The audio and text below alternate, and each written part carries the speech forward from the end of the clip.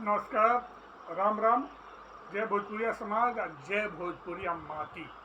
तो आज बाबा गोपालपुरिया न एगो बहुते चुहलबुल खिस्सा और धार्मिक खिस्सा लेके आइल बने।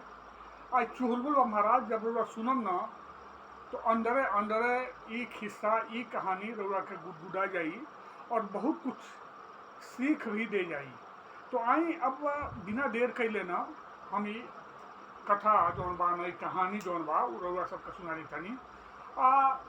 कहीं न कहीं कंजूस कंजूस और मक्खी चूर जौन कहल जाला महाकंजूस से संबंधित ई कथा बा। सुनी आनंद ली।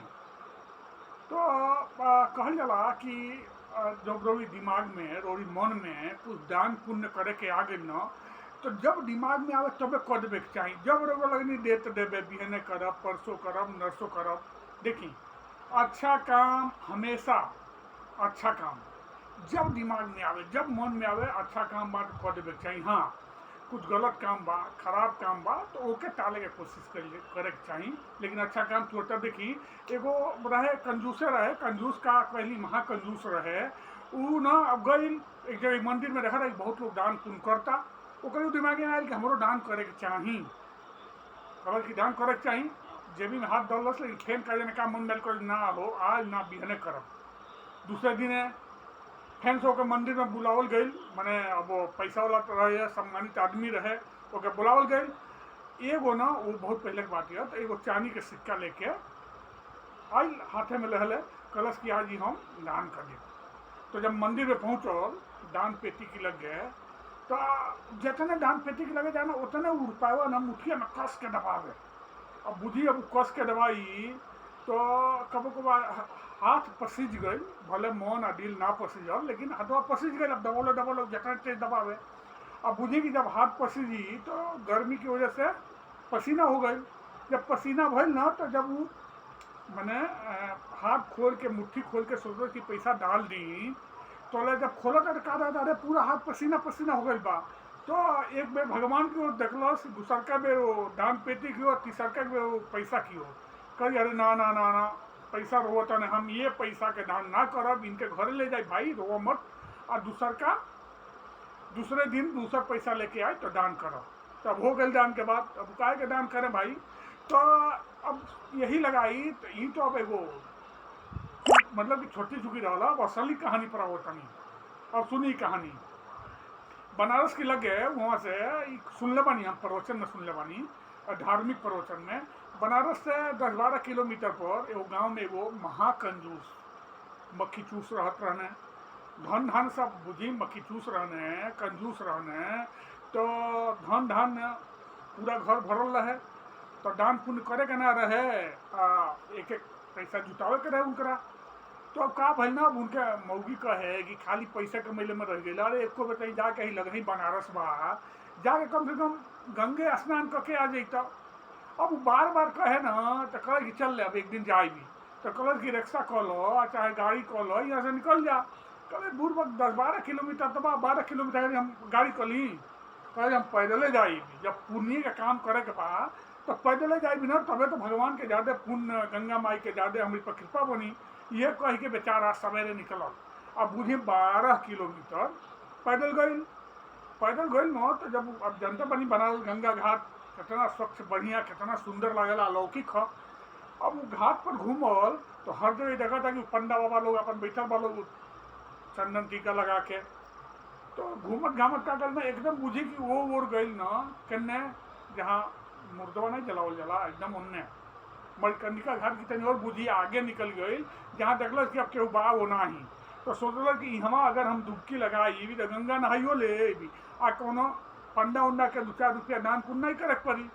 अब ये सोच के अब वो एकदम बुझी कि घाट की ओर आगे बढ़ गई जौन बा। ज्यों जाके अब डुबकी लगावे के सोचा तो भगवान के वो खेल सुझल। भगवान कहने की कंजूस तो बा, तो तनी हम जिनके आजमावो तनी कंजूसई के हम और छोड़ लगा दी, आज मानम नहीं, भगवानों जी दिया गई ने। अब बुझी कि भगवान एगो पंडा के रूप में आके और जौने घाटे पड़ी जहाँ केहू ना रहे महाराज, उन्हें नहात रहे अकेले में।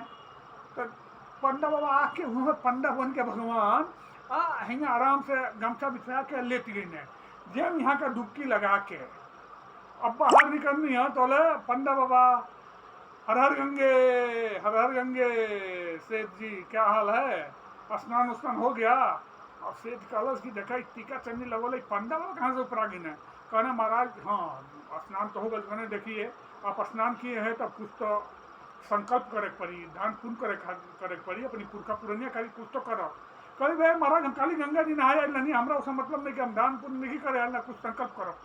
पंडा बाबा का ना था हम बानी हम यही घाट पर रहे नहीं तो भाई एक घाट पर बहुत कम लोग आवेला नहाए तो जे नहा के संकल्प करेला वही से हमारा साल 2 साल का खर्चा चल जाला कहेंगे ना बहुत कम लोग आवेला। हम बहुत संतोषी पंडा हैं तू जौने देव हम धो ले। कही अरे महाराज हम बेको पैसा नहीं देव, हमारा जब दाने पुण्य करे के रही संकल्प करावे के रही तो हम कोनो हो घाटन बनाए गए दशा सुमेर घाट बा बीसन वो घाट बा जहाँ काफी लोग नहाला दान पुण्य करेला वहाँ हम गई लती हमारा कौन कर रहा है एकदम आके है किनारे नहीं ले बिना कहने की जगह भाई जजमान अब ऋषिया मोर अब चूंकि नहिला बड़ा गंगा जी में भाई तो पुण्य तबे मिली कि जब कुछ संकल्प करो कुछ दान पुण्य करो अपनी पुरखा पुरानी की ना पर कुछ तो करो। अब भगवानों जो पंडा के रूप में रहने उनके छोड़ले की मूड में नहीं रहने और वो चवन्नी दहले की मूड में नहीं रहे भाई महाकंजूस रहे। अंत में जब भगवान परेशान कर रहना है तो कहे कि ठीक बा चलो हम कोई तो नहीं हमें लगे कुछ पैसा बा वो नहीं चवन्नी तो वो बेरा ना जवन ढेला चले मन ढेला एगो बहुत छोट रहे अब बुझी की चवन्नी नहीं एक आना बुझली महाराज 16 आना के एक आना बुझली बहुत तो वो का कैलस अधेली बुझी मतलब बहुत कम करे कि संकल्प करे लेकिन हम अब्बे नहीं दे कहेंगे हम लोग पैसा बाना हम घरे जाई और फिर बाद में तो पंडित जी हम ले आके पंडा बाबा करके हम दे पंडा बाबा करे कोई बात नहीं जजमान तू संकल्प तो कर दो तो कहे कि ठीक बा एक ढेला कर दो तू।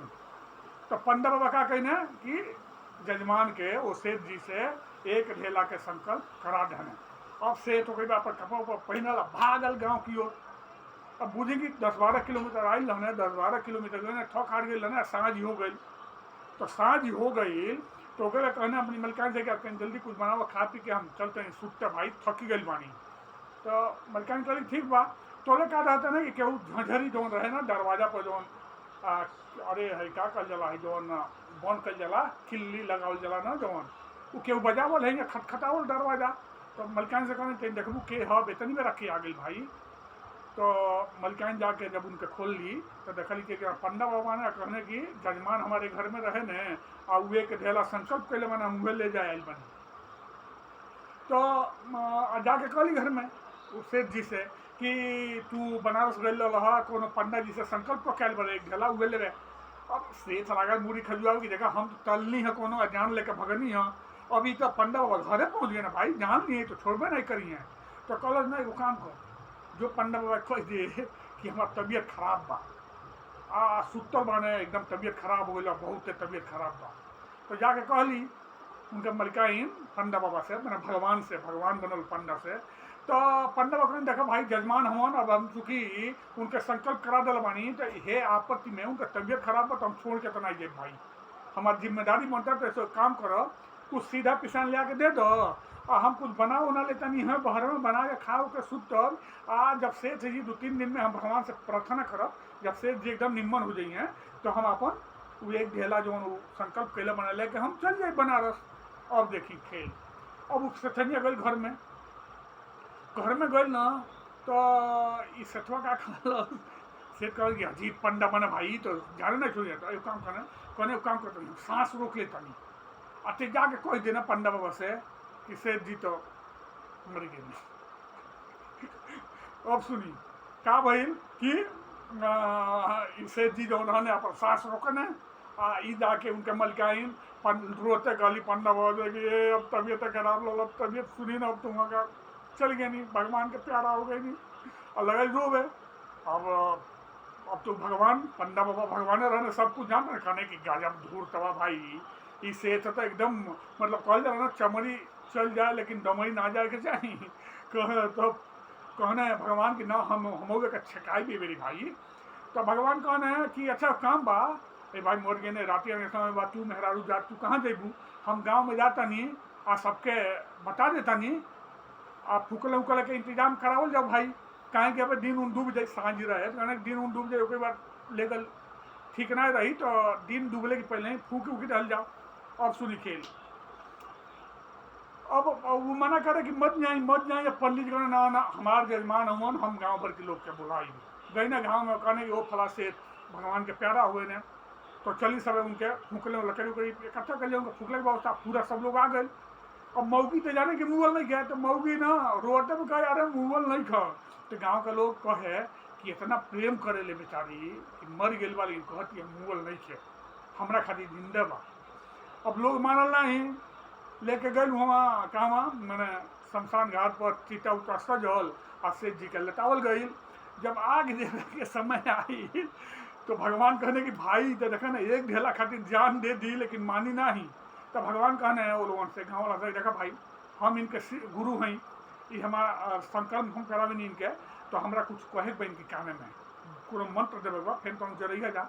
तो भगवान जाके काने में कहने वो सेठ की अरे भाई हम भगवान हैं, तुम आँख खोल, सेठवा तनी मनी है आँख खोल डरबे ये तो उहे पंडा हूँ जिन फिर सखिया फोन करके फिर सांस रोक ले।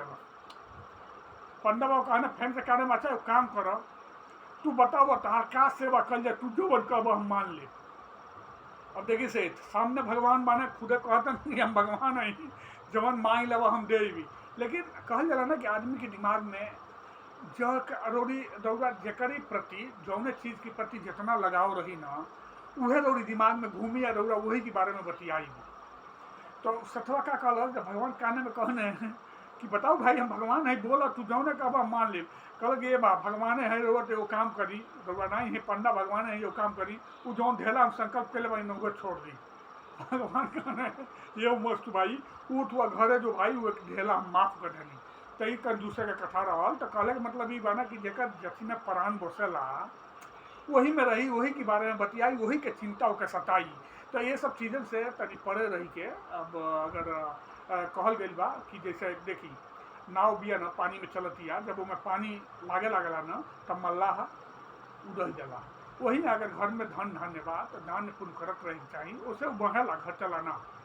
तो सकारात्मक सोची, अपनी धन के अपनी बल के अपनी ज्ञान के सही तरीका से सही जगह पर उपयोग करी।